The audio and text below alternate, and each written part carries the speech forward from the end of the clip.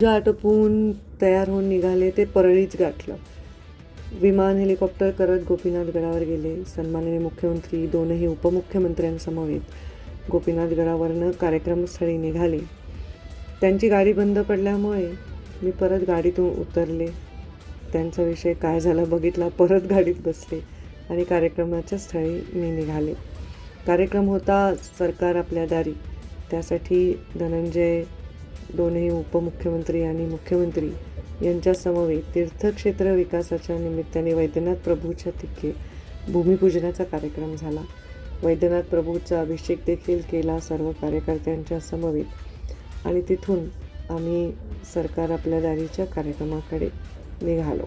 आणि मध्य प्रदेशची लाडली बहिणा योजना आहे, तिथलं ओबीसीच्या आरक्षणाचा विषय जसा त्यांनी मार्गी लावला, हे जर विषय आपण मार्गी लावले तर हे लोक आपल्याला दारात परत यायची, सरकार आपल्या दारीची गरज पडणार नाही.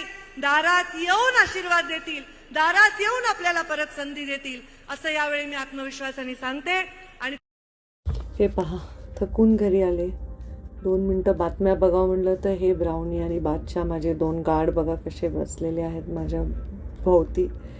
त्यानंतर पटापट तयार झाले, कारण एका लग्नाला जायचं होतं. माझे ढोलकिया म्हणून फ्रेंड आहे, त्यांच्या घरी लग्न होतं आणि माझ्या मुलाचेही मित्र आहे, त्यांचा मुलगा.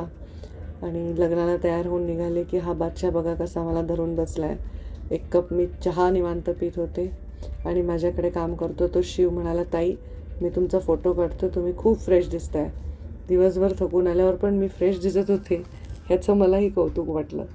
आणि मग थोडंसं बादशाहला समजवलं आणि छानपैकी गरम गरम चहा पिला. बादशाहला चुकवण्याचा प्रयत्न करत करत बोलत बोलत मी निघून माझ्या लग्नाच्या रिसेप्शनकडे गेले. तर ही माझी दुसऱ्या दिवशीची पूजा. रोजप्रमाणे पूजा सुरू केली. ही पूजा करताना तुम्हाला दिसत असेल की मी बोलतीये, हात हलवतीये, माझे ओठ हलतायत, बोलतीये मी. तर हा एक वेगळा डिटेल व्हिडिओ मी लवकरच शेअर करणार आहे तुमच्याशी, कारण तो पूर्ण पूजेचा व्हिडिओ आहे. मी पूर्ण पूजा दाखवावी डिटेलमध्ये मी काय करते अशी खूप लोकांची सूचना होती आणि म्हणून ती मी पूजा वेगळी रेकॉर्ड करून तुम्हाला दाखवणारच आहे लवकरात लवकर. तोपर्यंत आजचा दिवस असा उगवला आणि मी ती पूजा करते आहे. ती झाली की आता पूजा झाली की ऑफिसला पळायची माझी घाई असते. एक डिसिप्लिन, एक समर्पण असावं रोज म्हणून रुटीन. तर असा होता माझा 24 तासांचा दिवस. काल सकाळपासून ते आज दुपारपर्यंतचा माझा दिवस मी तुम्हाला दाखवला.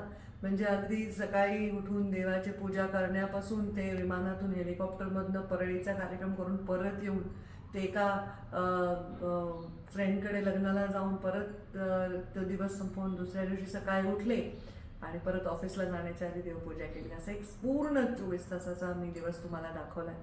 तो कसा वाटला जरूर तुम्ही सांगा.